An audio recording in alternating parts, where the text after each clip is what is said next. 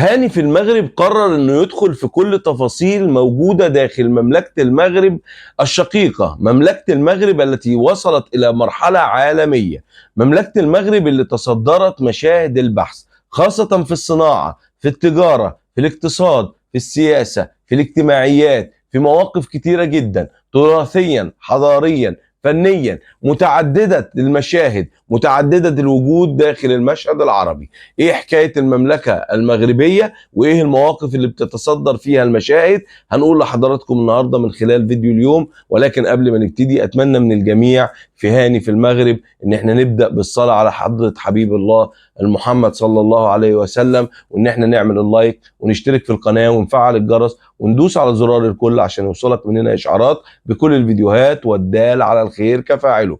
كل اخواتي وحبايبي اللي بيتابعوني في مملكة المغرب الشقيقة العربية الأمازيغية، لها كل الاحترام والتقدير. تعالوا مع بعض نسمع فيديو اليوم. الاكثر يجيوك الداخلين، فهمت؟ تاع الخارج ما فماش برشا، فهمت؟ كاين برشا من فرنسا، ريت برشا بلايكي، من فرنسا موجوده، فهمت؟ شوف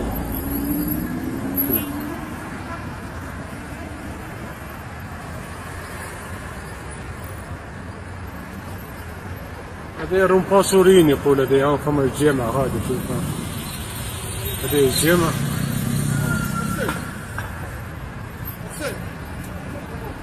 هاو الكيران نتاعهم الزرق هذوما.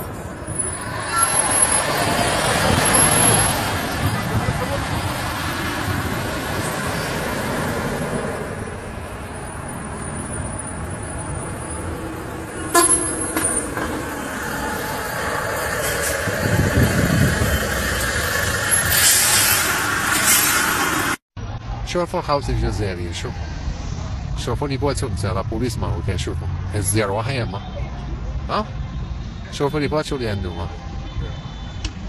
والله شتو لي بواتو اللي عندهم، شتو لا بوليس تاع ماروك لاباس عليهم،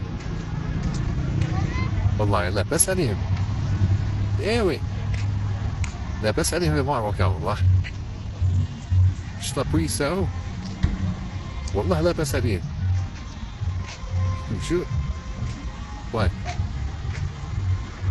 وين ماروك هارب بزاف على تونس، هارب بزاف على الجزائر، والله هارب بزاف، والله هارب بزاف على الجزائر وهارب بزاف على تونس.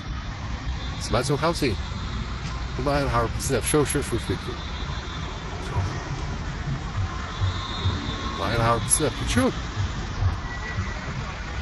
هارب، والله هارب اقسم بالله. اوي انا اقول لك هارب بزاف والله. شوفوا خاوتي، والله هارب بين المغرب يا خاوتي، التوانسه والجزائريين والله ريت منيكو بيكو تميك وعندكم والو سوات، والله يتمنيكو بيكو تميك ما عندكم والو.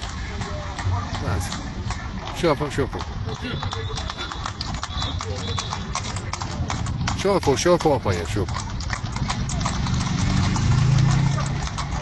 شوفوا خاوتي. السلام عليكم خاوتي، فيديو بالخف. باش نقول لكم هذا هو المحطة تاع رباط أكدال عاصمة المغرب. الله يبارك ما شاء الله. يعني جيت فيديو على الاكستيريور تاعها، الله تحفة ما عندي ما نقول، وهذه هي وصافي بليزير. وعندك ماكدونالدز تماك.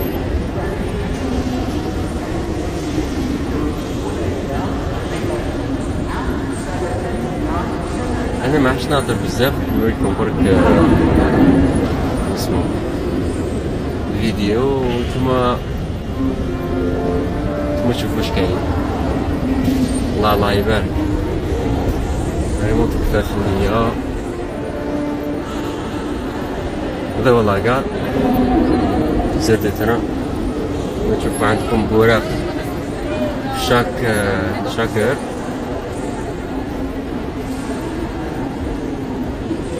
وليكي راهم تماك. باش نقول لكم برك تسمى لي تاعنا هنا فريمون توجور الير. يعني سيناء منطقة واحدة بس في وقت الربع. حبيبتي أنا بديت فيديو يا جماعة برك على مكان، إن شاء الله تكون عجبتكم. سلام. المسؤول اللي موجود في فندق ستور الرباط هالبني آدم عسل، قسما بالله عسل وطيب، ومن الناس أهل المغرب الطيبين اللي يبيضون الوجه. أنا رايح رحلة حق بني ملال وإن شاء الله راد ثاني يوم، لكن اللي تخيل بني آدم موظف وينصحك يقول لك روح لهذا المكان وروح لهذا المكان وامشي لهذا المكان ولا تروح لهذا المكان، أصله الطيب وتربيته الجميلة. رسالة، هذه الرسالة لازم توصل، لازم ضروري توصل حق منه؟ حق المسؤول وصاحب الفندق ستور الرباط. هالرجال عسل، حط بالك من عنده ودير بالك عليه يا حبيبي. هذول أهل المغرب الطيبين، هذول الشعب والموظفين أي بني آدم في على الأرض هذه الأرض الطيبة فهو طيب. الله رزقكم بلد طيب لأن أنتم طيبين وما شاء الله عليكم عسل. مشكور. اسمك لو سمحت؟ ياسين. ياسين. ياسين. يا حبيبي ياسين، شكرا لك، السلام عليكم. انصدمت من الجو اللي شفته بأكادير.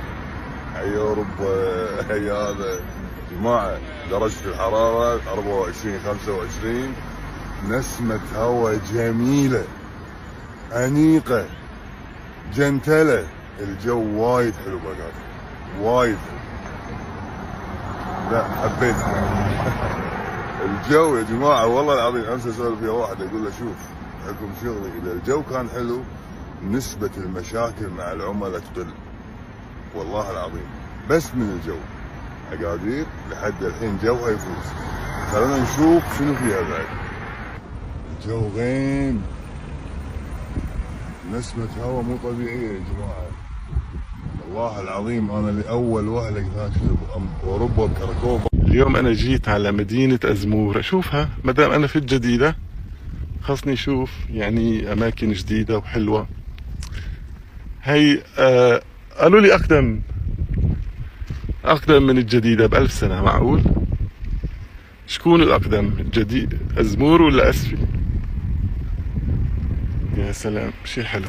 مدينة فاس، من مدينة أزمور إلى قرية فاس، كانت أزمور عدبش كانت قرية فاس. أيوة. اهلا بيكم يا اجمل اخوات في الدنيا، كل الحب والاحترام والتقدير. النهارده عندنا موقف مهم جدا سمعناه وناقشناه وتبادلناه ويعني قلنا لكل الدنيا احنا موجودين معاكم، وقلنا لاخواتنا وحبايبنا المغاربه المحترمين اللي عايشين وسطنا واللي عايشين في قلوبنا واللي دايما بنتكلم عنهم بكل طيب خاطر، نحن هنا في هاني في المغرب نقدم لكم المحتوى الذي ينال اعجابكم باذن الله. بشكركم جدا على وجودكم معايا، بشكركم جدا على كل كلمه طيبه فضلتم فيها وقلتها لي وبلغتوني بيها، عاجز عن شكركم. والسلام عليكم ورحمه الله وبركاته.